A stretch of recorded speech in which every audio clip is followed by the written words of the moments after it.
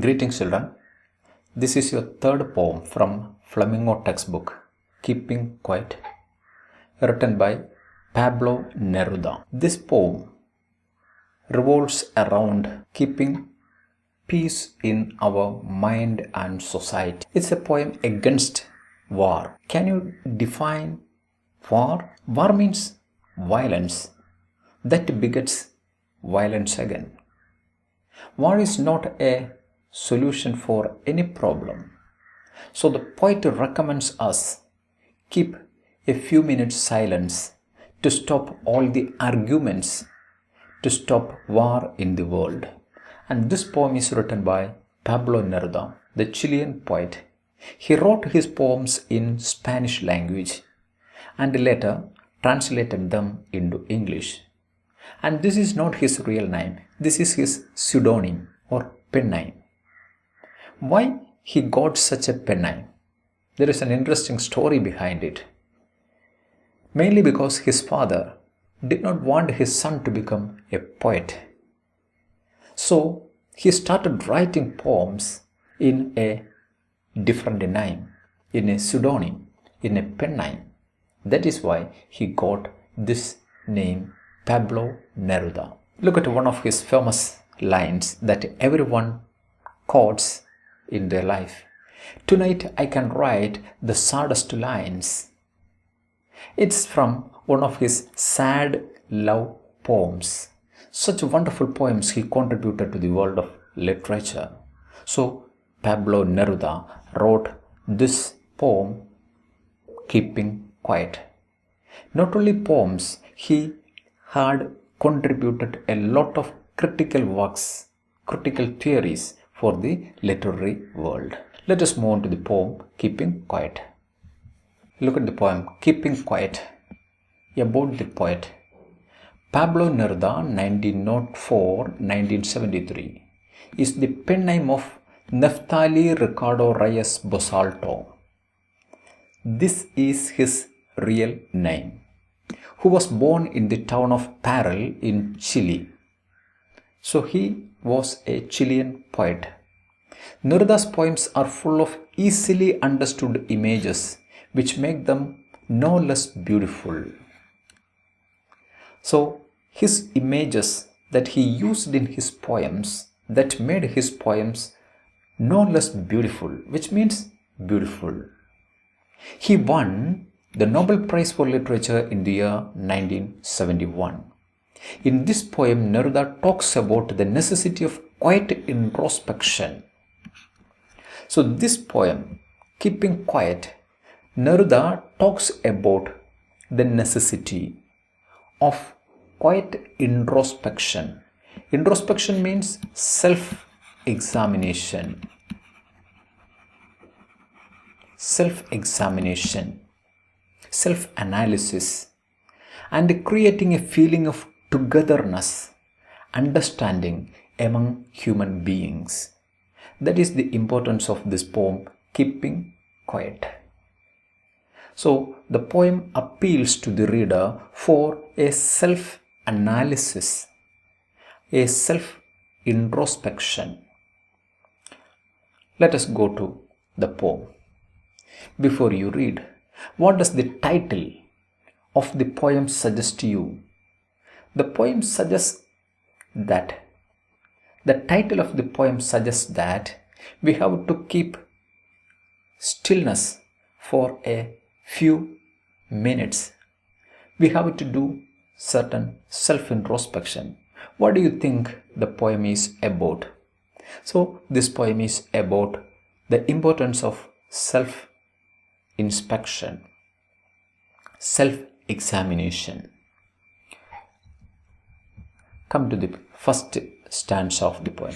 Now we will count to 12 and we will all keep still. Now we will count to 12 and we will all keep still. The poet suggests the reader that we together are going to count up to 12, from 1 to 12. The poet knows very clear that it does not take much time to count up to 12. So he demands from the reader for a short period of interval, short period of time for him to spend, and we will keep still. And the poet demands all of us to keep still. To keep still means to keep silent for a few seconds, only for a short period of time. That is what the poet suggests at the beginning of the poem. So look at this question. Why does the poet ask us to count to 12? The poet asks us to count to 12, to keep quiet, to take the initiative for stopping all our harmful and hostile activities. We have to stop all that activities for a short while. That is why the poet asks us to count up to 12 and keep silent. Second question. Why does the poet ask us to keep still? The poet asks us to keep still because we have to stop all our harmful and hostile and hatred activities for a while. We have to recognize ourselves, who we are. Who am I? That question we have to ask ourselves sometimes. Who am I? Who are we? That is what the poet asks the reader to do. Come back to the poem. For once on the face of the earth, let us not speak in any language. Let us stop for 1 second and not move our arms so much. The poet wants from us once on the face of the earth. All the people on the face of the earth in all country. Let us not speak in any language. Let us not speak in any language here means not using. The literal meaning of this sentence, this line is don't speak or don't do anything. Whether the language of hatred or love, whatever it is, don't speak in any language. Let us stop for 1 second. He demands only for a few seconds to stop it. 1 second to stop all our language, whether it is the spoken language or sign language, whatever language that we use, stop everything and not move our arms so much. Arms here used in the way of a pun, which means it can be the arms that we have, the hands that we use to do our work. Otherwise, it can be the arms and ammunitions, the weapons that we use to fight each other. Don't take that. Don't use that. Stop everything. Don't use any language of hatred or don't use any weapons against the other. Stop everything. That is what the poet demands from us for a few seconds. Can we do that? Yes, we can. We can agree with this poet for the peace of the world, the peace of the person, peace of our society, peace of our family. He is against this war. He is against these arms. Whether it is arms against nature or against humans, he is against it. Because he knows well that war is not a solution for any problem. And we have to remember one thing. The first casualty of war is humanity. Where war begins, humanity dies. So that's why the poet is against this idea of war. War here simply doesn't mean war between two countries or two continents.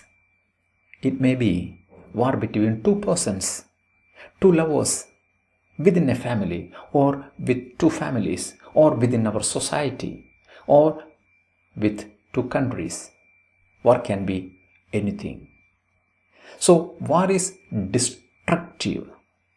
War creates only violence. So this poem demands for peace. So the poet reminds us the first casualty of war is no doubt humanity. Humanity will die where war begins. This is a great lesson the poet wants to convey us. Don't forget it, children. Where war begins, the first casualty happens with this humanity. Come back to the poem. So the poet demands from us, don't speak in any language. Let us stop all our actions for a few seconds and don't even move our arms. That oneness, that silence we have to keep for a few seconds. Now let us check some questions. Look at the first question. Let us not speak in any language, says the poet. Why? Why does the poet say that we don't speak in any language? The poet recommends the reader to keep a few minutes silence for introspection, and nobody speak in any language, whether in one form or the other. Every actions, every language, every communication should be stopped for a few seconds for self-introspection, for self-analysis. That is why the poet says that we don't speak in any language. Look at the second question. What should we not do for a second?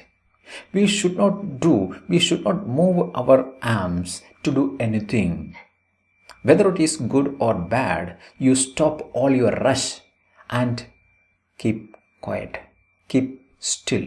That is what the poet demands. Look at the third question. What do you understand by the face of the earth? The face of the earth here simply means the different countries that we divided the world into. Stop all your activities there. Look at the next stanza. It would be an exotic moment. Without a rush, without engines, we would all be together in a sudden strangeness. So if we do that silence, if we keep quiet for a few seconds, it would be an exotic moment. Exotic means fantastic, fabulous, exciting, or you can say that it would be a fantabulous moment. Without any rush, without engines, we don't show any rush, because modern man is a product of this rush. His greed put him in a harsh rush everywhere in his life. He doesn't have any time to spend for himself. He is running behind money and material wealth. Stop that rush. That is what the poet demands from the reader. Stop that. And without engines. Stop all your engines for a few seconds, which means stop all your works. We would all be together. Then the entire humans feel that there is a togetherness, and that brings a sudden strangeness, a sudden strange feeling of excitement that we can experience. We feel that all humans are the same, because in the animal farm, the writer says all are born equal, but some are more equal. That some more equal can be cut down, and we can live together like our fellow beings. That is what the poet suggests us. Stop all your activities. And we can feel that strangeness, the sudden strangeness immediately after doing this self-introspection, self-analysis. Look at this question. What will happen if there is no rush or running of engines? What will happen? If there is no rush or running of engines, we can keep quietness. We can maintain peace. If we don't do rush in our life, If we don't work any engine, we can keep a few minutes peace. That is what the poet says here. Second question, what sort of moment will it be? It will be an exotic moment, an exciting moment. It would be a fantastic moment. That is what the poet says. How would all of us feel at that moment? At that moment of keeping silence for a few minutes and recognizing ourselves, that moment we can feel a togetherness. That is what the poet says. Look at the next stanza. Fishermen in the cold sea would not harm whales, and the man gathering salt would look at his hurt hands. After this introspection, after this self-analysis, after keeping quiet for a few minutes, all the fishes in the cold sea would not harm whales. They would stop harming the whales, the fish in the sea. All the fishes, all the fishermen stop harming these whales, which means that he will stop his greed to catch more and learn more and more. That greediness that he will stop after this introspection. Look at another man. The man gathering salt would look at his hurt hands. The salt gatherer began to look at his hurt hands doing too much of work, because his greediness never ends. He is forced to do more and more. That is the basic human nature. Basically, human is greedy creature. If he gets 1, he wishes for 10. If he gets 10, he wishes for 100. And if he gets 100, he wishes for thousands. That greedy nature of man cannot be abolished. So, the writer, the poet suggests the reader, do some self-introspection. Keep quiet for a few minutes. You can attain that quality. Fishermen in the cold would not harm whales, and the man gathering salt look at his hurt hands and stop there. Which means that they will do their work only for the need, not for fulfilling their greedy nature. Their greediness will not be satisfied. Human greediness will not be satisfied at any stage. So the poet says we have to do that self-introspection. Look at the questions. What do fishermen usually do in the cold sea? The fishes usually catch fishes from the cold sea, especially the whales. And sometimes they catch more than what they require. Second question. What does the poet ask a fisherman not to do? The poet asks the fisherman not to catch more than what they need. Don't disturb the ecosystem of our nature. Don't hunt for too much. That is what the poet wants from this fisherman to do. Third question. What has happened to the man gathering salt?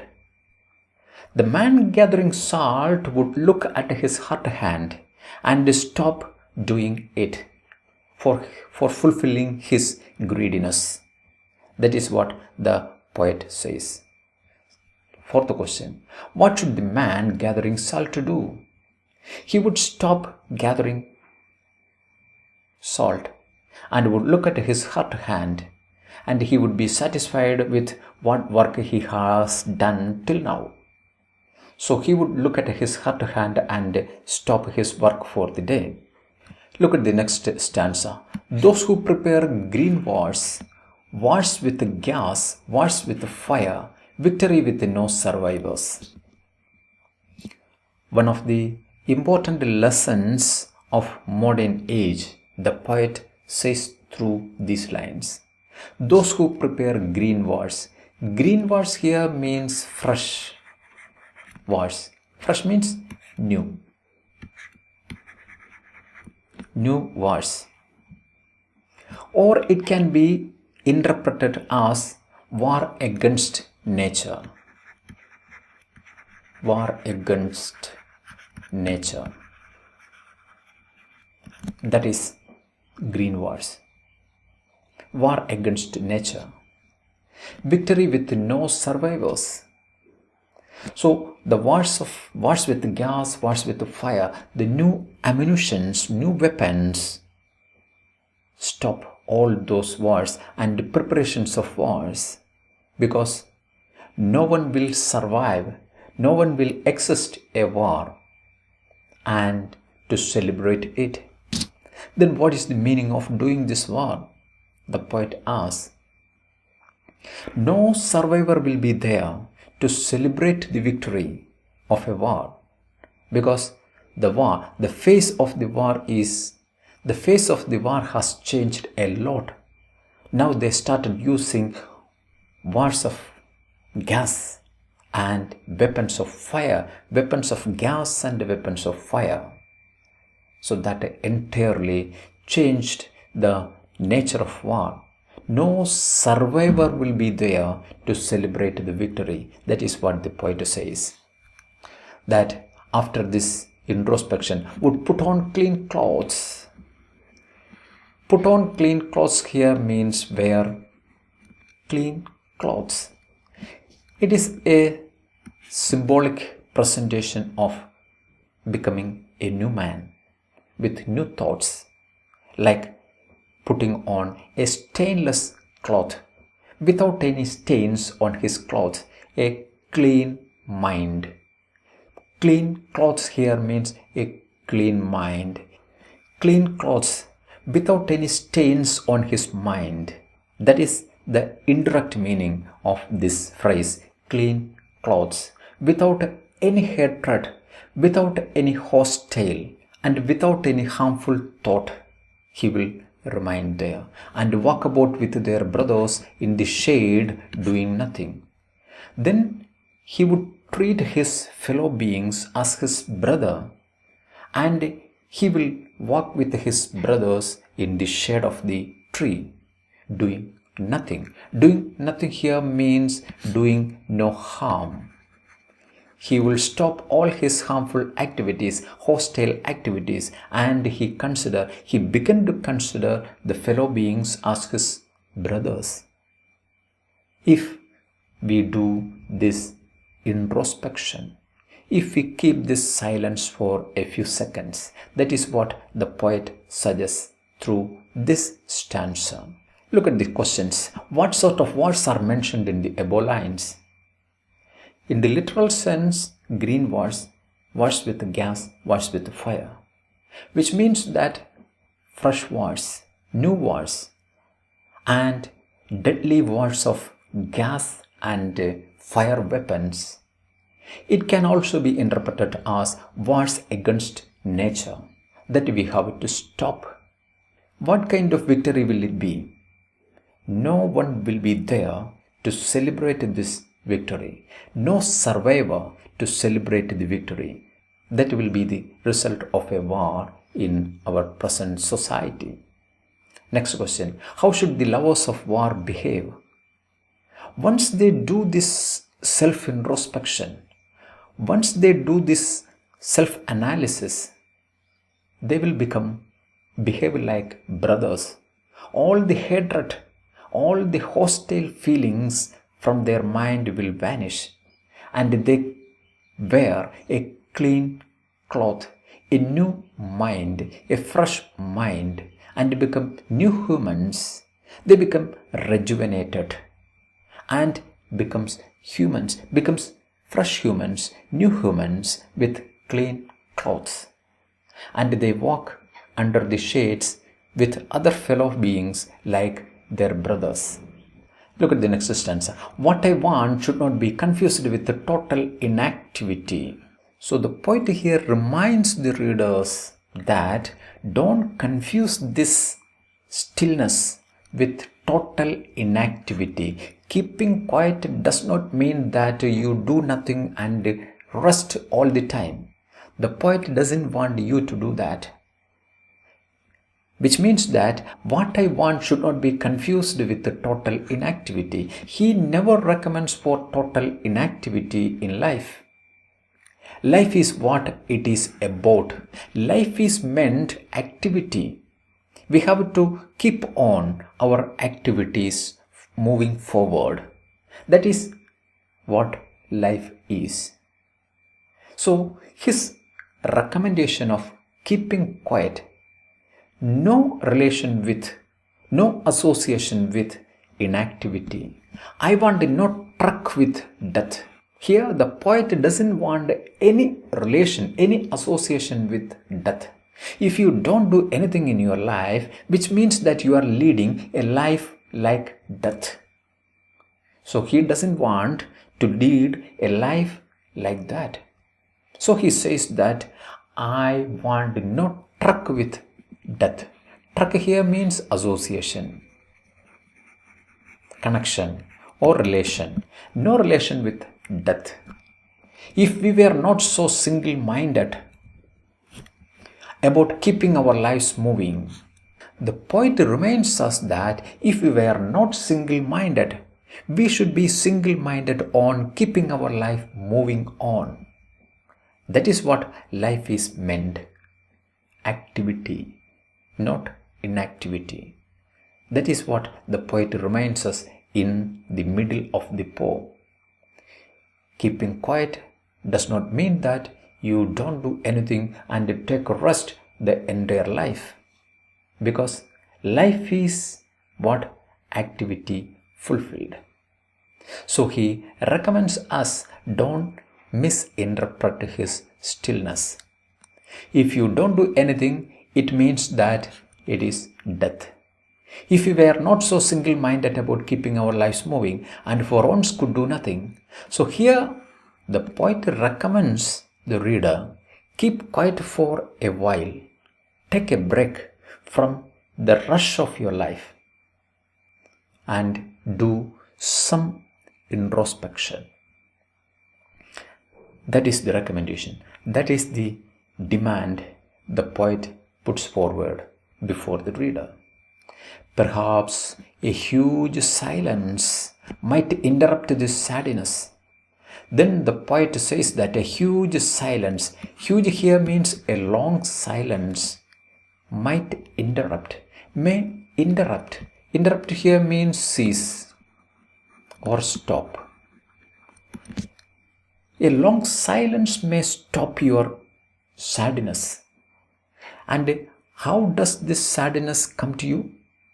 Because you are never understanding yourself. And if you don't understand yourself, then you are threatening yourself with death. We are threatening ourselves with our death. That sadness we can eliminate, we can remove from our soul by keeping a long silence. That counting up to 12. It may be counting up to 12 hours or 12 months. Not more than that. So that a dozen of minutes is enough. A dozen of minutes is enough to avoid that sadness. We will rejuvenate ourselves and we can come back to life. That is what the poet says here. Look at the questions. What does the poet want and what should not be confused with? The poet does not want take this stillness for inactivity. What should not be confused with? So the poet says that don't confuse this stillness is inactivity. We have to keep a few minutes silence to introspect. But it does not mean that we have to lead an inactive life. Life is meant to be keep moving forward. Next question. Explain. I want not truck with death. Explain. I want not truck with death. I want not truck with death here means the stillness or keeping quiet doesn't have any relation, any association with death. If you don't do anything and if you keep inactive in entire life, it simply means death. So his stillness or keeping quiet doesn't have any association with this death. Look at the third question. What do people pursue single-mindedly? Which is the better course of the poet suggest? So the people pursue single-mindedly, keeping their life moving on. Life means we have to move on. We have to move forward. And which is the better course the poet suggests? The better course the poet suggests is we have to take a little break in between and think about ourselves and stop our greed. That is what the poet tells us. Look at the next question. When can a huge silence do us good? A huge silence or a long silence can do us good when we feel that sadness, the sadness of not understanding ourselves. And at that moment, death began to threaten us.